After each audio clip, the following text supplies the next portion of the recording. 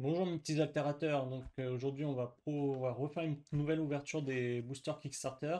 Donc pareil, on va partir sur 9 boosters Kickstarter. Comme vous pouvez voir, j'ai enlevé le fond qui était flou en arrière-plan parce que je trouvais que ça faisait un peu bizarre, hein. Pour le moment je suis pas encore à l'aise avec la régie, mais en tout cas n'hésitez pas à lâcher le mot, bazar en commentaire si vous trouvez qu'il y a du bazar derrière. Voilà. On va prendre 9 boosters. Un, 2, 3, 4, 5, 6, 7, 8 et 9. Voilà. Attendez, je vais quand même recompter parce que j'ai l'impression que j'ai fait une dingue. Un, 2, 3. Ah, c'est bon. Donc c'est parti. On y va. On ouvre le premier booster. C'est parti. On accélère. On n'a pas le temps. Hop.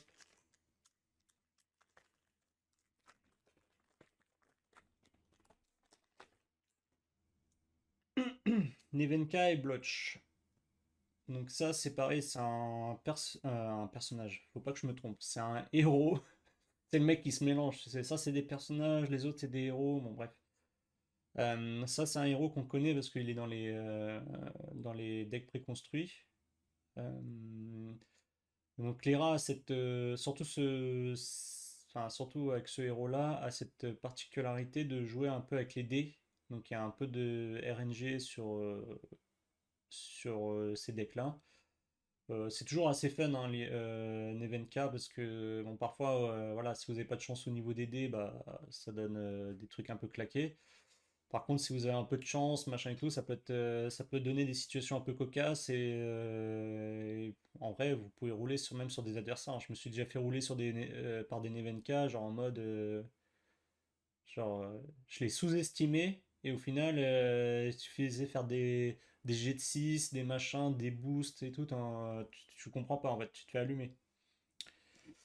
Voilà. N'hésitez pas toujours dans les commentaires à me dire si on passe au-delà des communes, hein. Je sais pas si ça vous intéresse ou pas que je vous présente les communes, mais en tout cas n'hésitez pas à le dire. Je sais pas pourquoi je tiens les cartes comme ça. Bon, c'est pas grave, mais c'est. Moi, je suis pas youtubeur, les gars, hein. Franchement, je suis un débutant, hein. Donc, je teste des choses. Je teste des choses. Voilà, faut le savoir. Donc là, on est sur notre premier rare, Chiron, et pas en transfuge. Ça, c'est beau. Parce que, je sais pas, les 9 premiers boosters, là, on n'a pas compris, hein. Franchement, choc barre. Donc, Chiron, jusqu'à 2 personnages ciblés gagnent chacun un boost. Donc, ça, c'est bien, hein. Pareil, dans un deck Basira, très bien. Ah bah voilà, tiens, voilà le karma dans ma gueule. Donc là, c'est une transfuge. Donc Tomo Gozen, donc c'est une 3-3 en mana et qui fait 2-5-5 en stats. Et elle peut être jouée seulement si on a moins de 6 orbes de mana. Non, je ne peux pas être jouée si vous avez moins de 6 orbes de mana. En gros, à partir de 6 orbes de mana, c'est une carte que vous pouvez jouer. Méduse lunaire. Donc ça c'est bien dans le deck sacrifice, mais c'est une des rares cartes qui, qui en gros peut être jouée quoi. Dans le deck sacrifice, il n'y a pas énormément de cartes avec ce genre de mécanique. Ozma, et ben voilà, une unique et foil en plus. Attendez. Non, pas foil du tout. Putain, mais je vois rien ou quoi, je suis bigleux. Non, non, elle est pas foil, elle est pas foil. Qu'est-ce que je raconte? Et c'est une transfuge en plus, parce que cette carte, initialement, elle est hors 10. Qu'est-ce que fait cette carte? Donc c'est une 2 en 2-3 en mana et 2-2-2. Ok. Donc elle a un effet seulement quand elle est jouée de la. Non, elle a deux effets. Elle a un effet qui fonctionne quand vous la jouez de la réserve. Donc en gros, vous pouvez payer un. Si vous le faites, un personnage ciblé dans votre autre expédition gagne de boost. Pas mal, en vrai c'est pas mal. Et au crépuscule, si j'ai deux boosts ou plus, je pioche une carte. Euh, Ok, donc elle peut pas se booster elle-même. Mais par contre, il faudrait pouvoir la booster. C'est un peu situationnel en vrai. Elle peut être pas mal dans justement le deck Bazira où tout le monde se booste, en gros, c'est pour faire court. Par contre, effectivement, elle est viable seulement si, voilà, si elle arrive à être boostée, si elle arrive à avoir deux boosts, en gros. Je sais pas. Dites-moi ce que vous en pensez de cette unique. Je suis un peu mitigé, mais voilà. C'est pas trop mal, on va dire. C'est pas trop mal. Et un foiler commun. Vous savez quoi? Je vais m'améliorer en tant que youtubeur. Voilà. Les uniques, je vais les mettre d'un côté. Comme ça, il y a pas besoin d'aller chercher les uniques dans toutes les cartes comme j'ai fait dans la première vidéo. Là, on va dire que je suis plus organisé. Et ben voilà, Bazira, donc j'en parlais justement quand je parlais des boosts et tout, c'était avec ce personnage-là, parce que dit ce personnage? Lorsqu'un personnage que vous contrôlez gagne au moins un boost, donc là par exemple avec Ozma, bah, quand vous la jouez de la réserve, elle va, si je paye un, elle va booster quelqu'un en gros, et ben en gros, je peux l'épuiser et je peux encore booster quelqu'un. En gros, avec ce personnage-là, je peux booster un personnage. Enfin, avec ce héros-là, je peux booster un personnage. C'est un très bon héros, Bazir Kaizaimon. Hop, les communes, ça dégage. C'est le mec qui veut faire que des decks de rares. Ré- Récupérateur Axiom. Donc celle-ci, bah, c'est une rare transfuge aussi. Bon bah je crois que en fait j'ai les displays transfuges moi, hein. N'hésitez pas à me contacter si vous voulez des transfuges, hein. Franchement moi je suis tranquille. Martingale, ça c'est bien. Si vous pouvez lancer un dé, vous pouvez ajouter un résultat. En fait, il faut savoir qu'avec les Lyra, je vous ai dit que c'était beaucoup RNG et tout, lancer de dés, mais il y a quelques cartes, dont celle-ci est impermanent aussi, qui stabilisent un peu la RNG. C'est-à-dire que, par exemple, il y a un permanent qui vous dit vous jetez 2 dés et vous choisissez le résultat qui vous plaît entre les 2 dés. Et celui-ci il stabilise aussi parce que, admettons qu'il fallait faire entre 2 et 6, genre, admettons, si je reprends l'exemple de Nevenka, ou par exemple, entre 2 et 5, vous boostez, et si vous faites 6 vous ancrez, bah, admettons que vous jetez un dé et que vous faites un, bah, vous pouvez ajouter un au résultat, et du coup, ça fait 2. Vous passez dans l'étape entre 2 et 5. Donc ça, c'est bien aussi pour stabiliser un peu les lancers de dés. Il y a quelques cartes comme ça qui permettent, si vous arrivez à jouer toutes vos cartes qui stabilisent les dés, en fait, vous enlevez un peu de RNG au final. Mais il faut pouvoir les jouer, quoi. Prolifique, très bien ça. Dans le deck Waru, donc le deck Waru, bah, si un jour j'ai. Enfin, si un jour. C'est le mec qui l'a pas prévu, mais si à un moment j'ai le héros Waru, je vous montrerai, mais il peut en gros. Comment dire? Il joue avec les bureaucrates.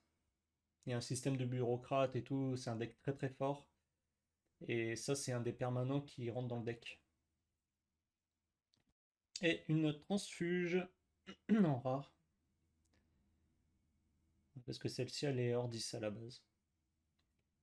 Et un jeton Scarabot, bah voilà, les fameux Scarabot Axiom.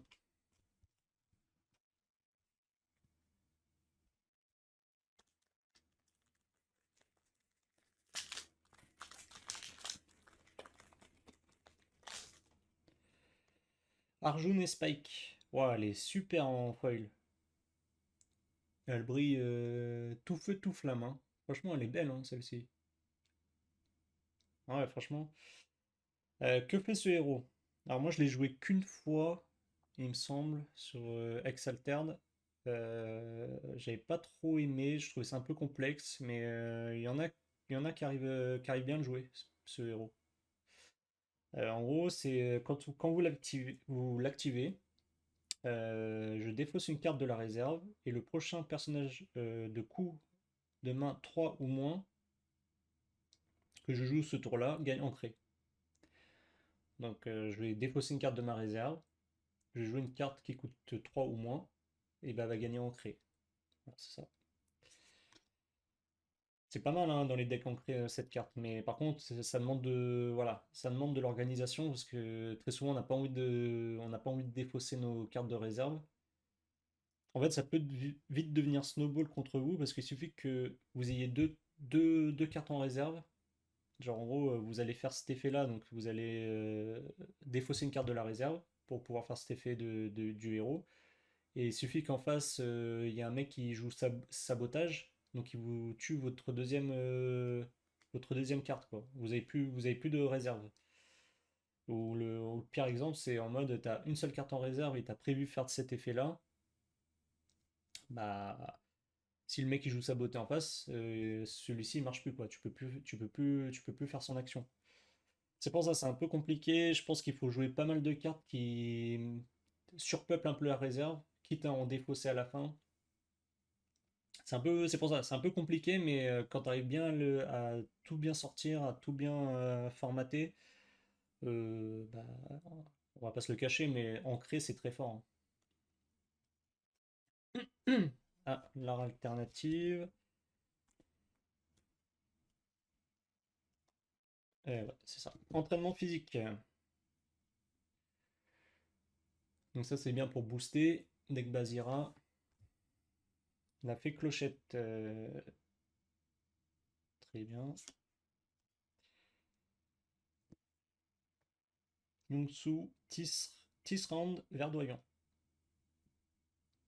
Si vous contrôlez au moins deux plantes, je gagne de boost. Pour deux, c'est pas mal, hein. Les gars, en plus, cet effet marche dans la main et dans la réserve. C'est-à-dire qu'il peut arriver deux fois avec. Ça peut être une 4-4-4. Franchement, c'est pas mal, hein. Alice, bon, elle est connue, hein, c'est une carte que tout le monde a joué dans les decks préconstruits ou voilà, hein, sur BGA, tout ça, elle est dispo, hein. Et un foiler commun.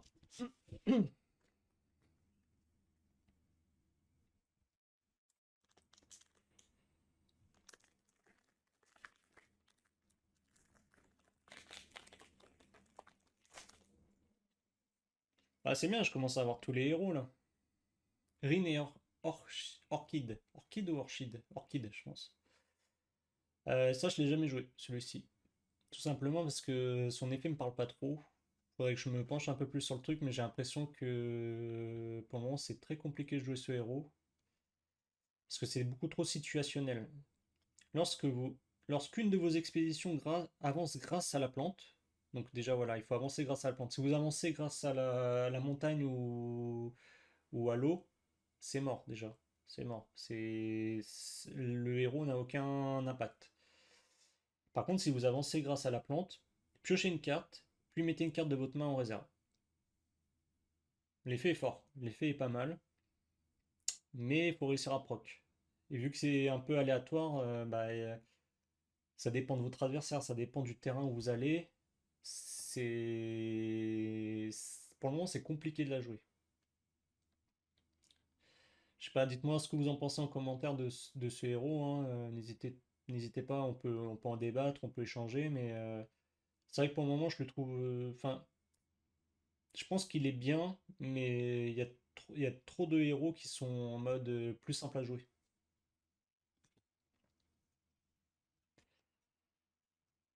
Attends, je suis en train de me spoil là. Ah, c'est bon. La Jeanne d'Arc en transfuge, parce que celle-ci, elle est hors 10 à la base. C'est une 5-5-3-3-3. Et lorsque je quitte la zone d'expédition, je crée un jeton Scarabot dans chacune des expéditions. Donc très très forte, la Jeanne d'Arc. De toute façon, même la Jeanne d'Arc en hors 10, elle est forte, hein. On va pas se le cacher. C'est une très bonne carte. Tapis. Donc ça, c'est pareil, ça fait partie des cartes qui peuvent stabiliser un peu le G2D. Bon, il y a un truc, il y a un sorte de sacrifice à faire en contrepartie. Mais par contre, bah voilà, hein, vous pouvez défausser une carte de votre réserve pour augmenter le résultat de 2. Donc ça permet de stabiliser un peu. Et c'est vous pouvez. C'est-à-dire que si déjà le résultat est bon, il n'y a pas cette carte, c'est bon, tu vois, il y a pas il y a pas de souci. Mais, euh, mais voilà, ça permet de stabiliser. Mais un personnage ciblé gagne X boost, où X est le résultat final. Bon, après, ça, enfin, ce truc-là,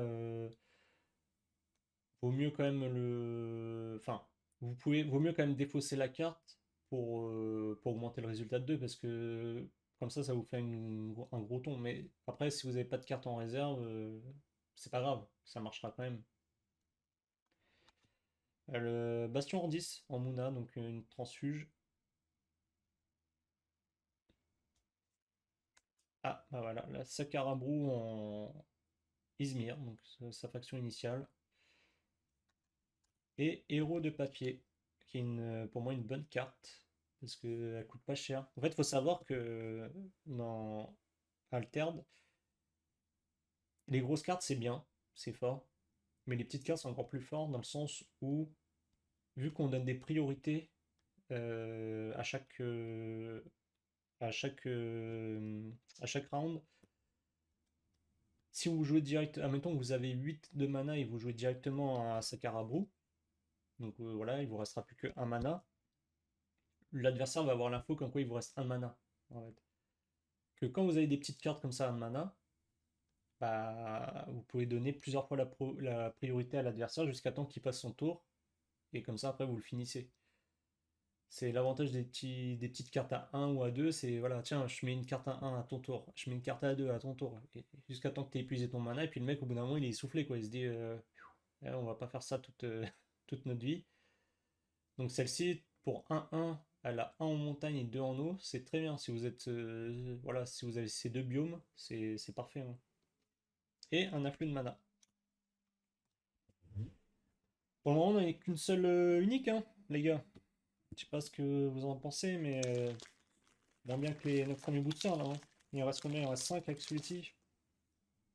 Ah, Hatsadit Surge en... Pas en promo, en normal, je l'avais pas encore. Donc je commence la partie avec 5 compteurs héroïsme. Lorsque vous jouez un personnage avec un coût de main supérieur ou égal au nombre de compteurs héroïsme, je pioche une carte. Donc ça c'est bien, ça snowball un peu quoi. Au bout d'un moment, on pioche vite des cartes et tout, donc c'est bien, mais c'est un peu loin à se mettre en place quoi.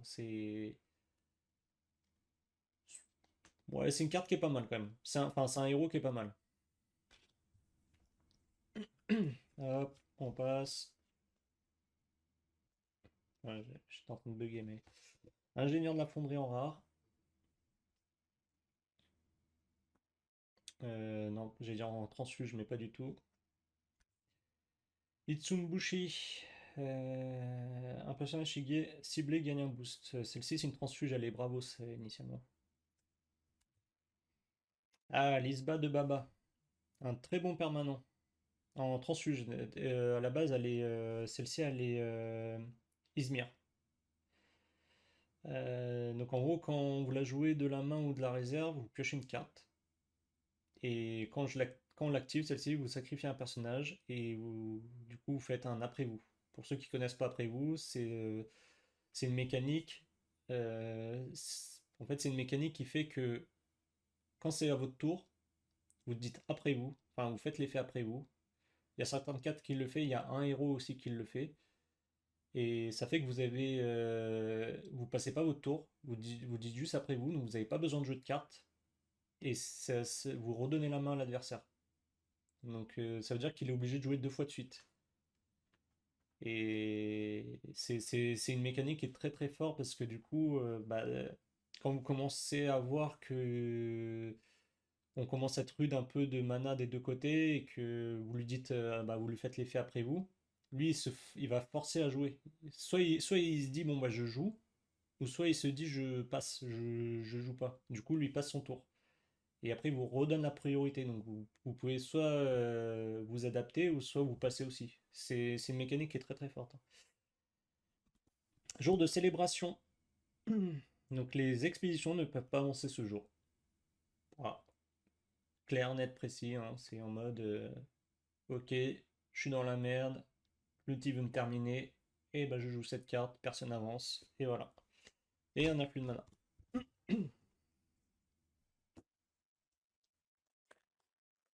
Toujours pas d'unique. Enfin, et toujours pas de deuxième unique. Ouais, c'est ça qu'il fallait dire. Peine et Crobar, on l'a pas eu celle-ci, il me semble. exactement. Donc ça, c'est un héros qui est pas mal aussi. Le matin, piochez une seule carte, puis mettez la première carte de votre deck dans votre zone de mana au lieu d'une carte de votre main. Faut savoir que là, vous lisez piocher une seule carte, mais parce que habituellement, chaque tour, on pioche deux cartes. Donc là, bah, en gros, vous piochez qu'une seule carte, mais vous prenez aussi la première carte du deck et vous la mettez dans la zone de mana. Il me semble, d'après les règles, qu'on a le droit de regarder la carte qu'on a mis dans la zone de mana. Donc ça vous permet un peu de se dire, bon bah, ok, ça va, celle-ci elle est partie en mana. Enfin, de suivre un peu ce que vous avez toujours dans votre deck. Par contre, l'effet positif de cette carte-là, c'est qu'à midi, vous ravitaillez. Donc en gros, bah, ça vous rajoute une carte en ravitaillement. Donc ça rajoute une plus-value quand même.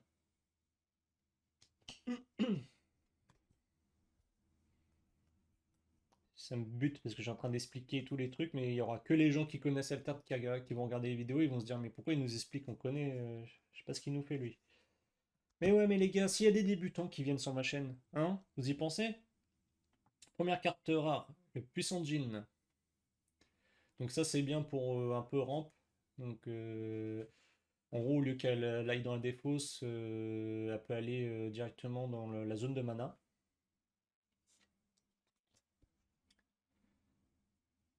Rakaena. Derrière le puissant Djinn était. Non, non, j'allais dire une connerie. Mais non, je vois que des transfuges partout, je suis un fou. Ah bah voilà, ça c'est un transfuge, par exemple. C'est un Sormuna. J'étais, tu vois, j'étais sûr que c'était un transfuge, mais non, elle est là, la transfuge. Et un foiler unique. Très bien. Allez les gars, il reste 3 boosters. 3 boosters, une seule unique. Qu'est-ce qui se passe là? C'est la descente en enfer, là. J'ai trop donné au début. Bazira, on l'a déjà eu. Je vais pas réexpliquer. Hop, les communes, ça dégage. Le mec, il a trop la haine avec les communes. Voilà, c'est ça. Tapis. Donc c'est tapis mais en version transfuge. Voilà. Lancer un dé, un personnage ciblé gagne X boost où X est le résultat. Ok. La fée clochette en transfuge. Non mais en vrai, les gars, on va pas se mentir, j'ai eu une planche. Genre, quand ils ont fait mes displays, ils sont arrivés, il y avait des planches. C'était les planches, il y avait marqué transfuge dessus. Il n'y a pas eu genre en mode, bon, vas-y, on met deux planches transfuges, deux planches pas transfuges. Ils ont mis toutes les planches transfuges et voilà. Du coup, j'ai des cartes. Bon, après, tant mieux, hein, parce qu'elles sont. Théoriquement, elles sont censées être peut-être un peu plus rares, ces cartes-là, mais bon, bah, on verra, hein. Je ferai peut-être une mécanique qui existe jamais, qui existera jamais ou qui n'existe pas encore, mais ça sera un deck transfuge, je l'appellerai.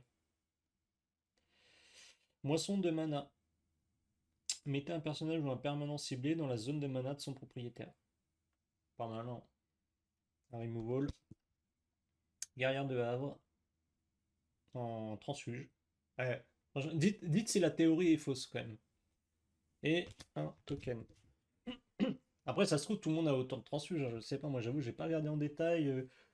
Quand je regardais les vidéos et tout, j'étais en mode. Enfin, j'étais comme Homer Simpson avec un singe qui jouait des timbales dans ma tête. Je regardais comme ça avec la bave qui coulait. Voilà, je me rappelle plus en fait. Un nouveau héros, Soumnage et Marmot. Donc à midi, vous pouvez payer 1 et mettre une carte de votre main en réserve pour créer un jeton robot 2-2-2 Scarbot. Ça c'est pas mal aussi. Ça en vrai c'est pas mal, même si ça coûte 1 en plus pour faire l'effet. Déjà, on met une carte de la main en réserve. À savoir qu'il y a des cartes qui sont beaucoup plus fortes quand on les joue de la réserve. Et en plus, ça crée un jeton. Franchement, ça régale, hein.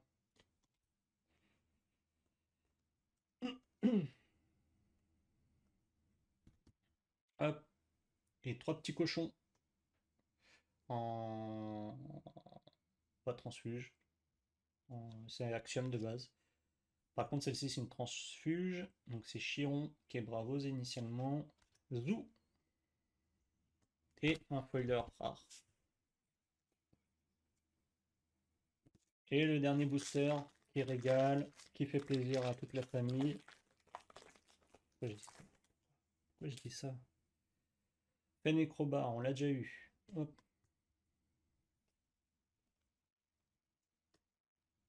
Ouais, c'est ça. Moisson d'âme en rare. En transfuge d'ailleurs. Boum. Sacrifier un personnage ou un permanent. Si vous le faites, défausser un personnage ou un permanent ciblé. C'est un removal, mais où il faut sacrifier une de ses cartes.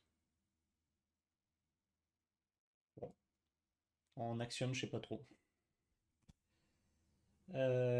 Pionnière Bravos, donc, qui est Lyra, c'est une transfuge aussi. Transfuge aussi. Explosion céleste.